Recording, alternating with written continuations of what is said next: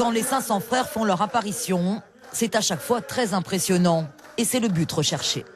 Comme lors de l'arrivée de la délégation interministérielle à l'aéroport Félix Éboué.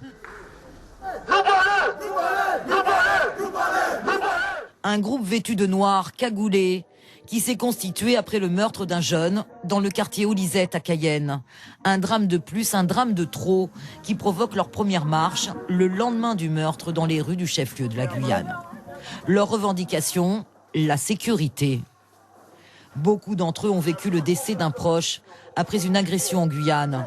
Leur credo, que la peur change de camp.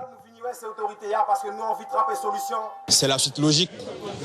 On a vu évoluer les choses. Nous sommes les enfants du pays. Vous savez très bien ce qui se passe. Il y a un moment, il faut leur dire ce qu'il y a. Ils poursuivent leurs actions en bloquant les consulats du Guyana, du Suriname et d'Haïti, réclamant l'extradition des détenus originaires de ces pays, qui représentent la grande majorité des détenus du centre pénitentiaire de Guyane.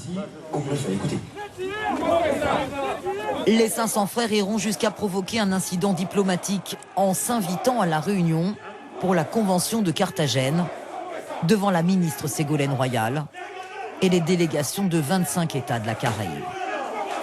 Certaines délégations étrangères paniqueront, croyant être victimes d'un acte terroriste. Madame, vous êtes en sécurité avec nous. Là, vous êtes en sécurité. On n'est pas venu sur le bordel. On est simplement venu dire qu'il faut arrêter. Il faut arrêter ça aujourd'hui. Des hommes encagoulés qui rappellent certains mouvements paramilitaires ou le FLNC. Leur logo ressemble beaucoup à celui du BOPE, le bataillon des opérations spéciales de la police militaire du Brésil. À une différence près et de taille, sur le dos des 500 frères, les armes sont baissées. Loin des codes démocratiques, de quoi déstabiliser la mission interministérielle venue négocier avec le collectif. Je vois arriver des personnes qui effectivement ne montrent pas leur visage et profèrent quelque chose qui ressemble à des menaces. Donc c'est pas le sens de la vie de la République.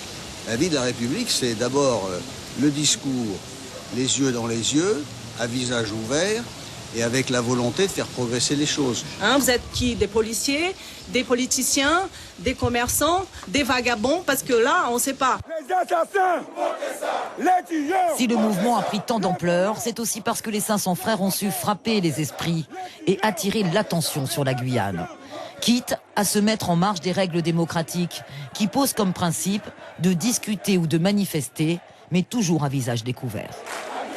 Mais si les 500 frères inquiètent les hautes autorités, c'est loin d'être le cas en Guyane. Lors de la mobilisation générale, les 500 frères ont été soutenus et applaudis par les policiers du commissariat de Cayenne.